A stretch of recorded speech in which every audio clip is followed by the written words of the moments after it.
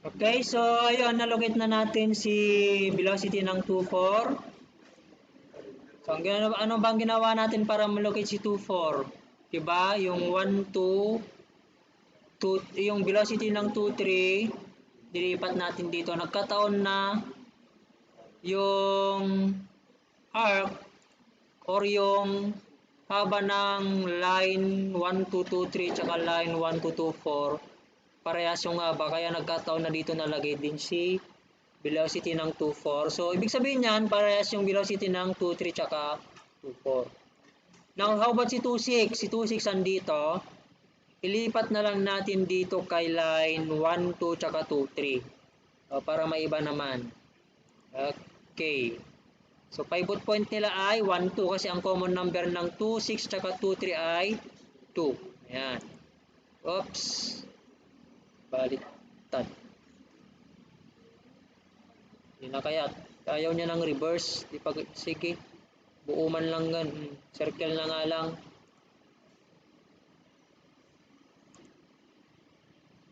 Then, tsaka ako na lang i-delete yung mga sobra. Lipat natin dito kay line 1, 2, tsaka 2, 3C, 2, 6. Ayan. And then, gaya ng ginawa natin kanina, connect the line or yung end ng 2, 3 papunta dun si kay 1, 2. Diba? Pare-parehas lang yung ginagawa natin. Same din lang. And then, gawa ka ng line parallel kay ito. Okay. Ilagay natin doon kay ayan. Dito kay ayan, yung intersection ng arc natin tsaka kay line 1, 2, then 2, 3. And then, ikat natin, no? Ayun. So, yan na yung haba ng velocity ng 2,6 Let us measure kung ano yung kanyang haba.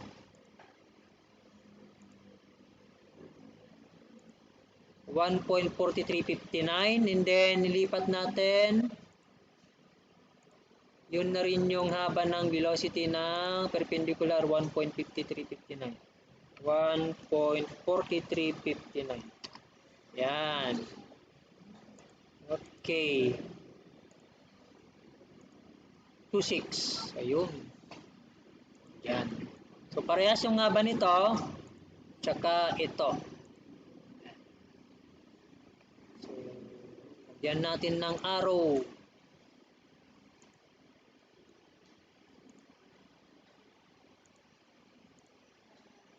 Ito na mismo yung velocity ni 2.6.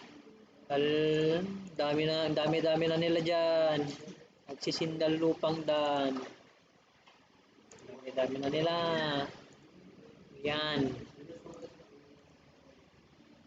1 point. Anuin mo sukatin mo.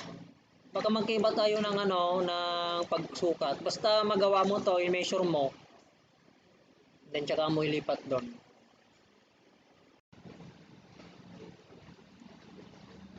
Okay. So 2.6. So lahat naman ngayon siguro ng mayroong 5. So yung mga 4 pa pala natin, dami pa pala no, yung 4 pa pala ni. Bakit to? Saan galing to?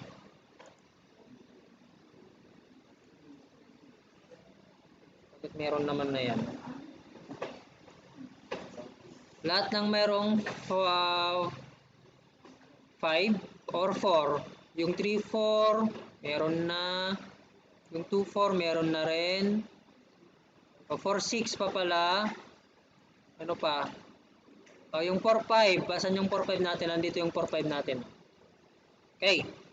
So mag-isip tayo ngayon ng vector or velocity na nagagamitin para makuha si 4, 5. Di ba yung 2, 4 nakuha na natin yung 2, 4? Ano pa ba? Yung 3, 4 pa pala. May 3, 4 na tayo para makuha si si 3, 4 natin. Meron na tayong velocity 4, 3, 4. So, lahat ng mayroong 4, pwede natin gamitin para makuha si 4, 5. Okay? Ang pivot point natin ay 1, 4. Okay? Siguro mas malinis si ano na lang, si 24 ito. Kaya lang problema, extended naman masyado sa papel ninyo, di ba? Para makuha si 34. 45. Sige, ganito na lang. Pwede naman nating makuha si ano, si 45 gamit ang mga velocity na mayroong 5. Kasi may 5 si 45 eh. Yan o. Sige, yung 25 hindi kasi natin nakuha si 25. Ito si 35 o. Si 35. Okay, pwedeng makuha yan. Sige, anong pivot point natin? 4-5 tsaka 3-5. Anong pivot point? 1-5. Okay, si 1-5. Ito si 1-5. Anuin ko lang i-copy ko na lang muna. Okay, ilagay ko dun sa labas. Sa gilid. No? Para mas maintindihan ninyo. Ayan, copy ko lang. Ito. Ayan, para mas maintindihan. Saan natin lalagay dito? Ayan. So, given yung velocity ng 3.5 ito yung 1.5 natin. Nay? Yung 4.5 pala, saan banda si 4.5? Lagay na lang tayo ng circle dito. Maliit na circle. Ayan.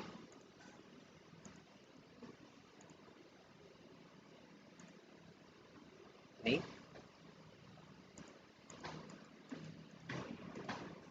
Okay, para ma-locate natin. Ano yun? Ayun. So ito si 4.5 natin, no? Ayan ang kukunin natin.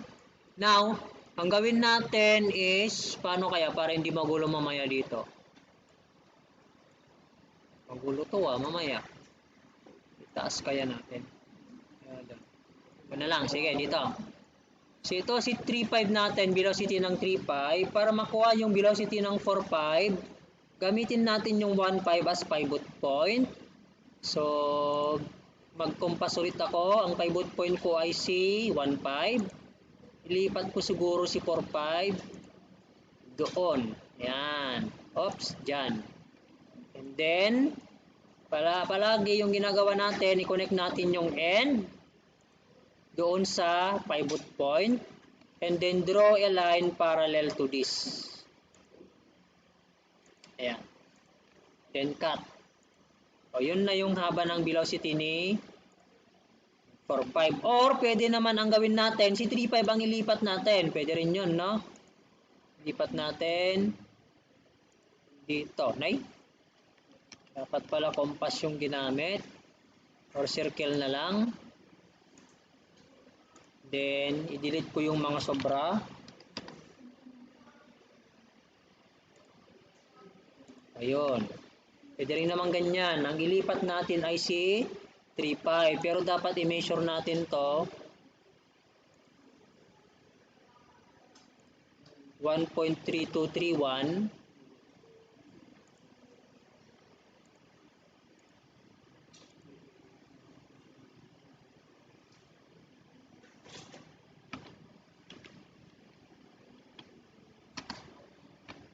Then, lagay ko dito. Yan. Okay? So, ito, tsaka yan, parehas, no? Parehas ang haba. Dilipat natin. Then, end to end, end to pivot point. So, parehas lang yung makukuha natin, no? And then, draw a line parallel to this. Ups. Parallel. Punta doon. Yan. Then, i-cut natin yung sobra. So, ito na yung velocity ni 4.5. Parehas ang makukuha natin dyan measure natin. Sige. Try natin i-measure. Pag mi-measure ko to, ang haba nito ay 1.0049. Dapat parehas siya dito. Yan. 1.0049. Parehas, no? So, either si 3.5 ang i-rotate natin or kaya naman ay si 4.5 ilipat natin dito. Okay, so bahala na kayo kung alin dyan ang pipiliin nyo. Pero sa akin, ito ang aking ililipat.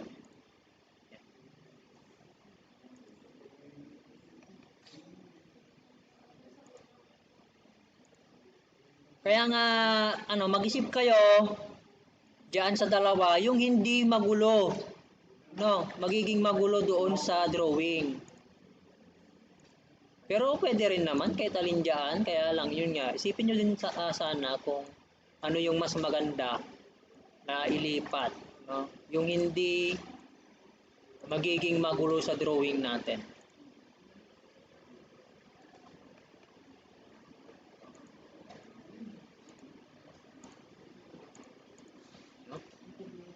Okay?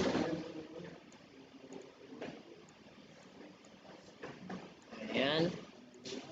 So, ilipat ko na ito doon. Balik ko na ito doon.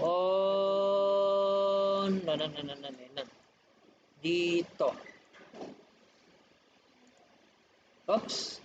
Mali. Mali.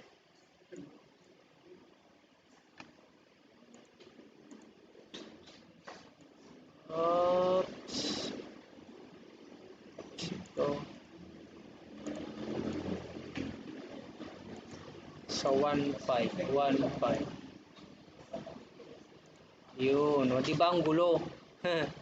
Yan. Dami na nila dyan, o. Ayun. C45.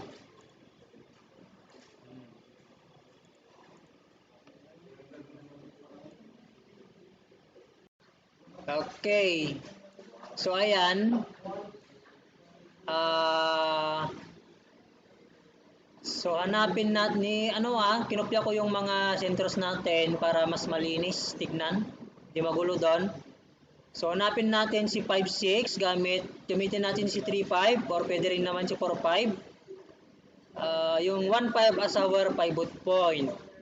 Okay? So, lipat na lang natin rotate natin si 3.5 dito. Yan. Okay? So, kung ano ang haba ng 4.35 natin, measure nga natin kung ano nga ba niya, 1.3231. So, ganun din yung haba niya dapat dito, 1.3231. Perpendicular dyan, so 1.3231. Yan. So, ito na si 3.5 natin, no? Yan. Okay? Then, connect yung 1.5 doon sa endpoint nito. Extend na lang natin. Sigurado kulang yan. Yan. And then si 5.6, ito si 5.6 natin, no? Ayan. So, gawa tayo ng line parallel dito parallel sa line na ito or perpendicular sa line na ito. Doon sa 5.6. Ayan. Oops. Parallel dapat. Parallel. Hindi naman nagpapakita yung parallel. Wala. Paano yun? Dito ata sa parallel. Hindi ata naka-check naman pero hindi nagpapakita. Anyway, kopyahin ko na lang to and then tsaka ako scale, no? Punta ko dito. Yan, or extend ko na lang. Oops, yun. Yan. So, ito na mismo yung velocity ni 5.6, no? Ayan, 5.6. Velocity ng 5.6. Okay. Palitan ko lang yung kulay nang sa ganun ay parehas. O, yan. Yan na ang velocity ng 5.6.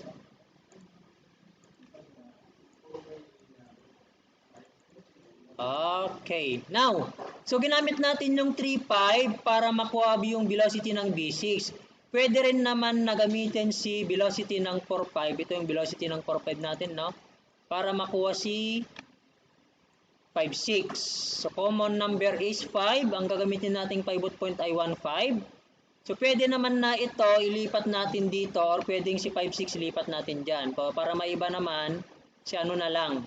Si 5.6 ilipat natin dito. Diyan. Okay. O circle na lang sana ang ginamit natin.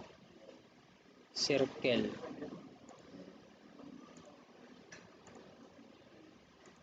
Five, 6. Ayun. So, delete ko lang yung mga sobra.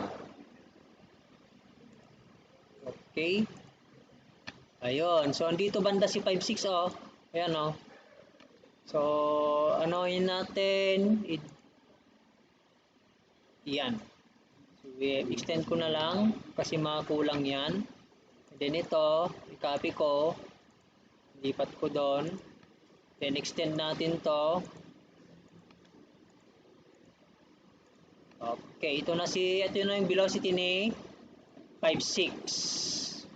Ayan. So, check natin kung parehas. Dapat parehas to. Yung nakuha natin dito, tsaka doon sa kabila, 1.4368. Ito ay dapat 1.4368 dito. Yun, parehas. So, no? Kahit ano dyan sa dalawa ng method na yan, ang gawin, parehas lang yung makukuha. So, siguro check ko na lang kung asan yung malinis dito banda. 5, 6, yung nasa taas. Ito na lang. Mas malinis. Tsaka ito.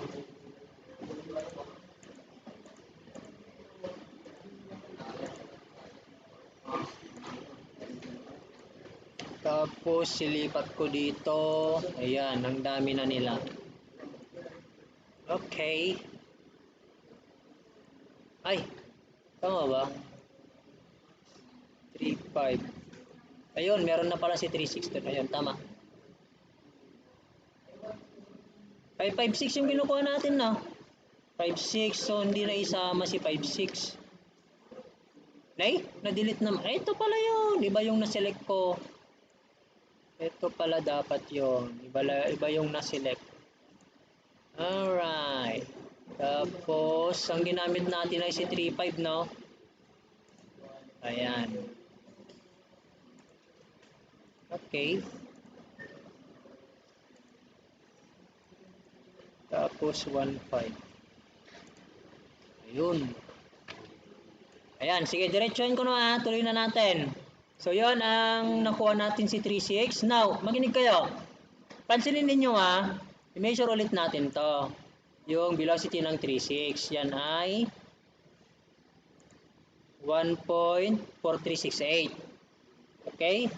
1.4368. I-measure naman natin ngayon si velocity ng 5, 6. Saan na yun? Ito. Tsaka hanggang doon. So, 1.4368. Aba, parehas.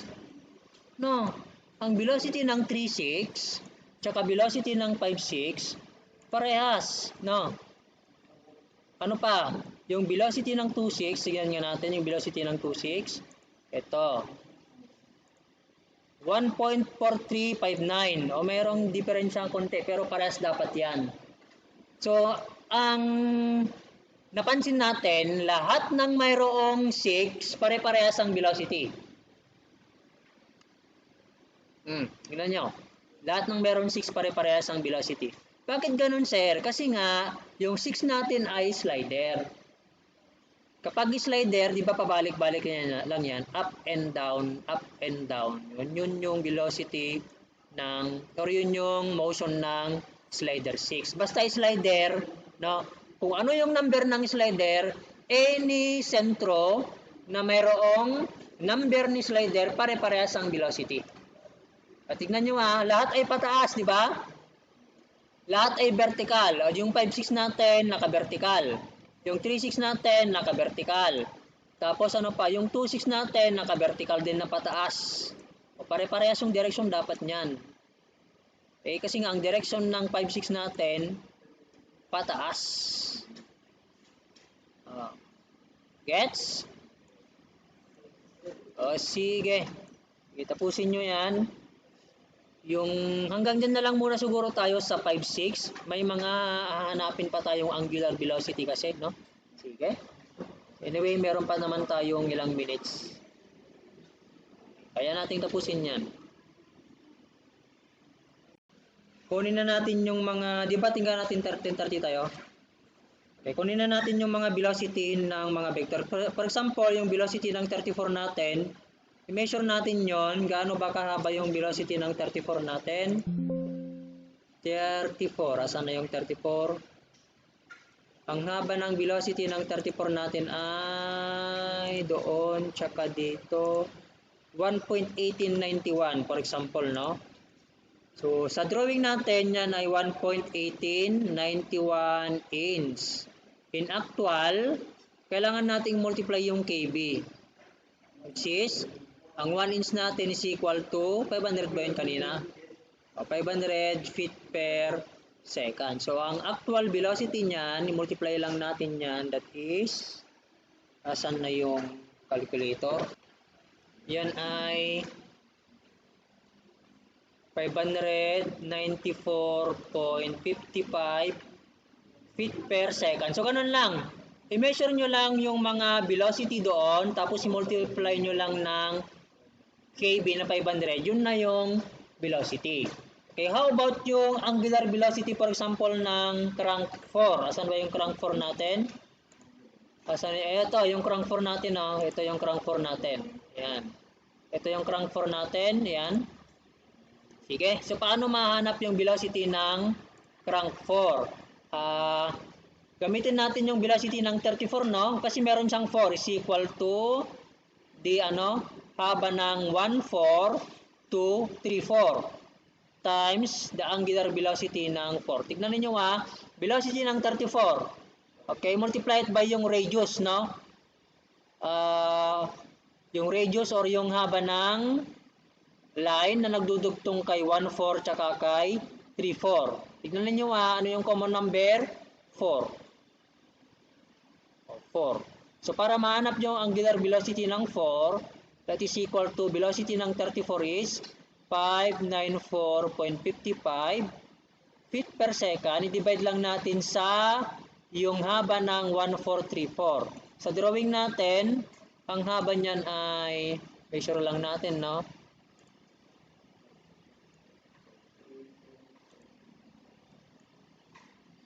Yan ay sa drawing ito 2 yan, 1.9998 eh, 2 yan.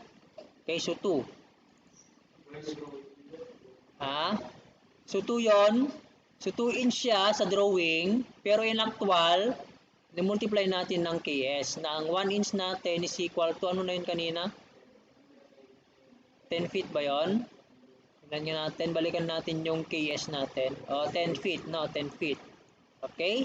So, magka-cancel to, tsaka yan. So, ito, tsaka yon. Ang matitira ay seconds na lang per seconds. So, that is in radian per seconds. Okay? So, 594 divided by 2 times 10. So, ang angular velocity ng 4 ay 29.7 radian per seconds. Now, kung gusto nating halimbawa pala, i-convert yan into RPM. So, ang N4 natin, that is equal, ano bang conversion natin? 29.7 radian per second, no? RPM, for example, revolution per second sa anong conversion natin? Na ang 2 pi radian, ilang revolution yan? That is 1 revolution. Okay? And then, since naka-RPM tayo, ang kailangan natin ay naka-revolution per minute, yung 60 seconds natin ay equal to 1 minute. So, magka-cancel to, tsaka yon, yung radian, tsaka yon. So, ang naiwan ay revolution per minute. So, ganun lang yan, no? So, kung i-RPM natin yan, multiply lang natin ng 60, tapos i-divide natin ng 2 pi. So, 283.61 RPM or revolution per minute. Okay?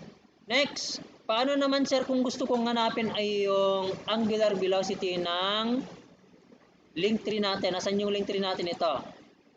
Ito, yung link tree natin, connecting rod. Ito, yung rod na nagdudugtong kay 3,4 tsaka kay 2,3. Okay? So, ang number nun ay 3, no? 3.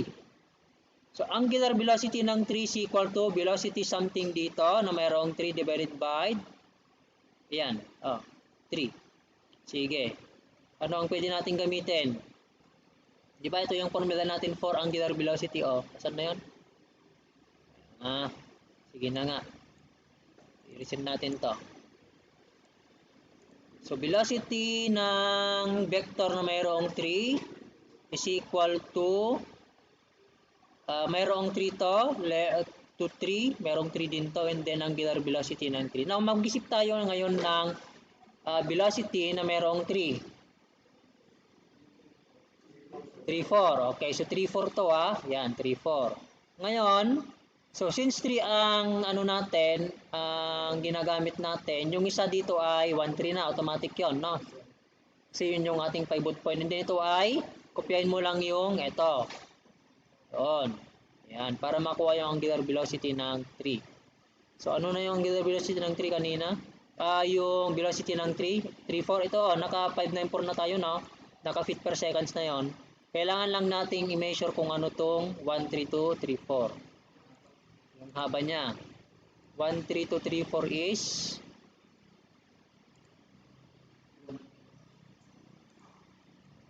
1 inch, no? 1 inch yan. Sa drawing. But in actual, sige. So this is, nakaano na to, 594.55 feet per second is equal to 1 inch to, no? 1 inch. Dapat consistent tayo ng mga units kasi, no? Kung naka-fit yan, dapat naka-fit din to. So, kailangan natin ng KB, KS pala. So, cancel yan, cancel to, and then angular velocity ng 3. So, cancel to, tsaka yan, ang maiwan na per second or radian per second. Okay, ganun lang. Is equal to 594.55 divided by 10, no? 59.455 radian per second. O, yan. Now, for example, yung 5, ang kunin natin, ang angular velocity ng 5. Asan ba yung 5 natin? Ang 5 natin ay, ito yung 5 natin, yan. Okay? So, link 5 or connecting rod 5. Sige, mag-isip tayo ngayon ng velocity vector na mayroong 5 ay equal sa 5 ito to 5, and then angular velocity ng 5. Mag-isip. 3.5. O pwede rin yung 3.5. O para may iba yung 5.6 naman. O 5.6. Okay, so since 5 yan, 5 to, 5 yan, 5 yon. Yung 5 volt point natin ay 1.5. And then kopyahin lang ito doon. Yan. Okay, ngayon i-measure natin yung velocity ng 5.6. Sa drawing natin, ang velocity ng 5.6 natin ay asan na yon? Ito ata yon, no? 4368 kanina, no? Yan, 1.4368. So 1.4368 feet per naka-inch to, no? Naka-inch to. So inch, kailangan maging feet per second yan. So 1 inch is to 100 feet per 1,000, 500, no? 500 pala to. Feet per second is equal to, measure din natin yung 1.5 to 5.6. Asan na yung 1.5 to 5.6 natin? Ito. Etong 1.5 to 5.6 natin sa drawing ay yan ay 1.2. O yung 1.2 na lang ang ilagay natin. Ay 1.02 yan. 1.02 inch. Okay, multiply it by KS natin na ang 1 inch is to 10 feet. So, cancel na to, tsaka yan. And then, ito pa pala, cancel yan. And then, times angular velocity ng 5. So, feet, tsaka yun. O yun, naka-radian per, na lang tayo. 74.41 radian per second. Okay? So, ganun lang kasimple, no? Meron tayong pattern na sinusunod. Yung 4 ay yung number pala, yung common number. 70.43. Okay. Ayan. So, that ends our lecture for velocity analysis. Thank you for listening.